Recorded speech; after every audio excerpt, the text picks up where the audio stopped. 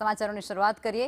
રાજકોટમાં નકલી દવા કૌભાંડમાં એક મહત્વપૂર્ણ ખુલાસો થયો છે અને રાજકોટના ડીલરનું કનેક્શન હવે સુરતનું નીકળ્યું છે। સંદેશ ન્યૂઝ પર ડિસ્ટ્રીબ્યુટરની દુકાને પહોંચ્યું હતું અને ત્યારે Sayona pharma and distributor Hiren ભુવાનું નિવેદન સામે આવ્યું છે, જેમાં તેઓ કહી રહ્યા છે કે મલ્ટીવિટામિનની દવામાં કન્ટેન્ટ યોગ્ય ન હોવાની વિગત છે। અમે સુરતની ફાર્મા કંપની પાસેથી આ દવા મંગાવીએ છીએ। સુરતની કંપની દવા અમદાવાદની ચંદન ફાર્મામાંથી મંગાવે છે। ચંદન ફાર્મ અન્ય ઉત્પાદક પાસેથી આ દવા મંગાવે છે।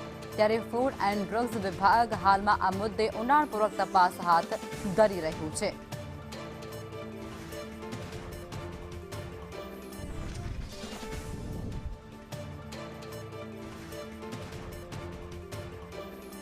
રાજ્યભરમાં ચાલતા નકલી દવાના કારસ્તાનને લઈને સંદેશ ન્યૂઝની તપાસ છે હવે રાજકોટના માયાણી ચોક સુધી પહોંચી છે। સદભાવના મેડિકલ સ્ટોરની અંદર જે વિટામિન D3ની દવા કે જેનું કન્ટેન્ટ યોગ્ય ન હોવાનો ખુલાસો થયો તો હવે એ વાત પણ સામે આવી છે કે માયાણી ચોકની અંદર જે સાયોના છે મેડિકલ તેની અંદરથી આ દવા આવી હતી। આપણે સાયોનાની અંદર પહોંચીએ છીએ। સાયોનાના જે સંચાલક છે તેમની સાથે વાત કરીએ। શું નામ છે આપનું? હિરેન ભુવા।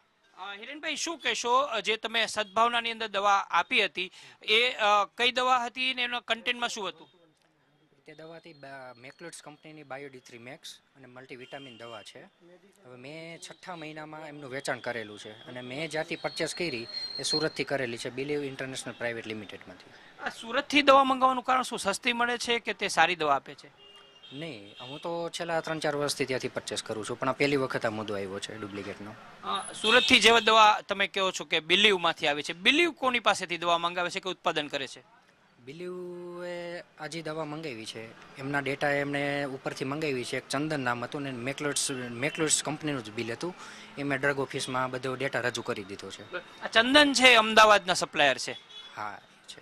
તો એ રાજકોટ મોકલવાના બદલે સુરત કેમ મોકલતા હશે? સર એ તો ખ્યાલ નથી, કેમ કે બિલીવ જ્યાંથી પરચેસ કરે છે એનું પરચેસ બિલ મારા હાથમાં આવ્યું છે, બાકી આપણને બીજો કંઈ ખ્યાલ નથી। ફૂડ એન્ડ ડ્રગ વિભાગની તપાસ કાંઈ આવી હતી? તમે કોઈ જવાબ આપ્યા છે? તપાસ આવી હતી મારી પાસે, એટલે મેં જ્યાંથી પરચેસ કરેલી છે ને જ્યાં વેચાણ કરેલું છે એ બધો ડેટા મેં ડ્રગ ઓફિસમાં આપી દીધો છે। બિલકુલ। તો આ હિરેનભાઈ ભુવા છે, તેમનું સ્પષ્ટ કહેવું છે કે તેઓએ દવા છે તે સુરતની બિલીવ ફાર્મા કે મેડિકલ કંપની છે તેમની પાસેથી મગાવી હતી।